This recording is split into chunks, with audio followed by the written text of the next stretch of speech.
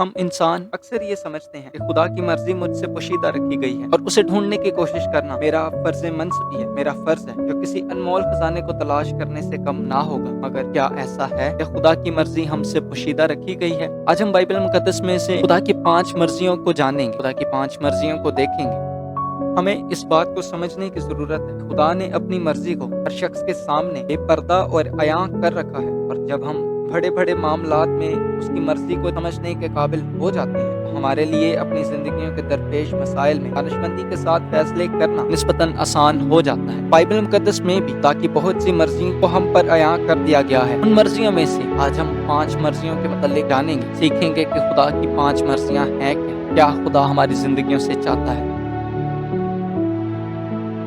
खुदा की मर्जी ये है कि लोग उसे जाने और उस पर भरोसा रखें और यीशु मसीह को जिसे तूने भेजा है जाने। पौलुस रसूल ने कहा था कि खुदा चाहता है कि सब आदमी निजात पाएं और सच्चाई की पहचान तक पहुंचे। पतरस रसूल ने भी हमें बताया था खुदा किसी की हलाकत नहीं चाहता, बल्कि ये चाहता है कि सबकी तौबा तक नौबत पहुंचे। लिहाजा खुदा की मर्जी ये है कि लोग मसीह पर एतकाद रखते हुए खुदा के साथ एक शख्सी ताल्लुक कायम करें और हमेशा की जिंदगी का इनाम हासिल करें।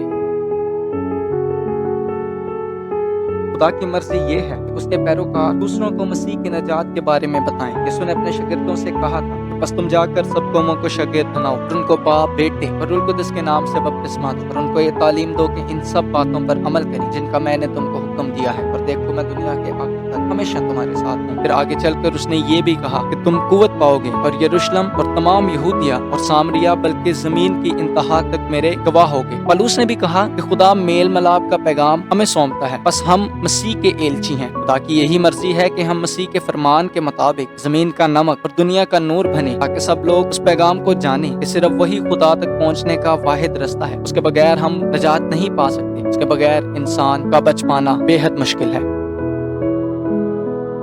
खुदा की ये मर्जी है कि उसके लोग मसीह की मानत बने और पाकीज़गी में जिंदगी गुजारे। किताब मुकद्दस हमें बताती है कि जिनको उसने पहले से जाना उनको पहले से मुकर्रर भी किया कि उसके बेटे के हम शक्ल हों। खुदा चाहता है कि हम मसीह यीशु की शबीह पर ढलें। खुदा चाहता है कि हम मसीह यीशु की मानंद बने, और ये भी खुदा चाहता है कि हम अपनी अक्लों की रूहानी हालत में नए बनते जाएं और नई इंसानियत को पहने जो खुदा के मुताबिक सच्चाई की रास्तबाजी और पाकीज़गी में पैदा होती है।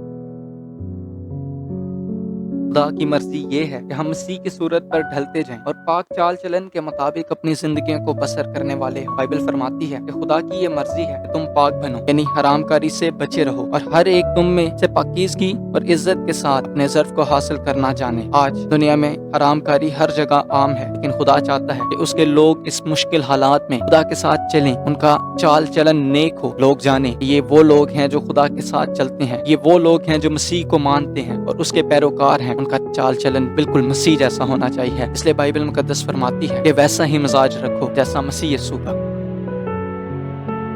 हम बाइबल मुकद्दस में खुदा की एक और मर्जी को देखते हैं, और वो खुदा की मर्जी ये है कि हम खुदा से मोहब्बत रखें, और ना सिर्फ खुदा से बल्कि खुदा चाहता है कि उसके साथ साथ हम अपने इर्द गिर्द इंसानों से भी, अपने अजीजों से भी मोहब्बत रखें। और यीशु ने भी कहा था कि पूरी किताब मुकद्दस का दारो मदार सिर्फ इसी वाहिद हुक्म पर मौकूफ है कि खुदावंद अपने खुदा से अपने सारे दिल और अपनी सारी जान और अपनी सारी अकल से मोहब्बत रख। बड़ा और पहला हुक्म यही है, और दूसरा उसकी मानद ये कि अपने पड़ोसी से अपने बराबर मोहब्बत रख। और अपनी मसलूबियत से कुछ अरसा पहले उसने अपने शागिर्दों को बताया था कि मैं तुम्हें एक नया हुक्म देता हूँ कि एक दूसरे से मोहब्बत रखो, जैसे मैंने तुमसे मोहब्बत रखी तुम भी एक दूसरे से मोहब्बत रखो। बस अगर आपस में मोहब्बत रखोगे तो इससे लोग जानेंगे कि तुम मेरे शागिर्द हो, तुम मेरे गवाह हो। खुदा की मर्जी ये है कि हम हर एक बात में उससे मोहब्बत रखें, उसे अपनी जिंदगियों में अवलीन दर्जा दें, पहला दर्जा दें, और दूसरों के साथ मोहब्बत रखने के जरिया से उस मोहब्बत को अपनी जिंदगी में अमली जामा पहनाएं और दूसरों के साथ मोहब्बत रखने के अमल में हर वक्त शामिल हाल रहें। बाइबल मुकद्दस हमको एक दूसरे को कबूल करने की तालीम देती है, एक दूसरे को माफ करने की तालीम देती है, एक दूसरे के साथ तहम्मुल के साथ पेश आने की तालीम देती है, एक दूसरे के साथ हम आंगी और मेल मिलाप में जिंदगी गुजारने के बारे में सिखाती है, एक दूसरे की खिदमत करना, एक दूसरे के ताबे रहना, एक दूसरे को तसल्ली देना बाइबल मुकद्दस में शामिल है। नेज़ हमारी भलाई के लिए खुदा ने कलाम मुकद्दस को कलमबंद करवाया है ताकि हम उसके मुताबिक अपनी जिंदगियों को जिएं, उसके मुताबिक अपनी जिंदगियों को गुजार कर हमेशा खुदा के साथ चलने वाले हो सके। ये हमारी जिंदगी के चंद वो हल्के हैं, बड़े हल्के, जिनके हवाले से खुदा خدا کی مرضی کتاب مقدس میں ظاہر کی گئی ہے، مگر ہم اپنی اپنی زندگیوں کے لیے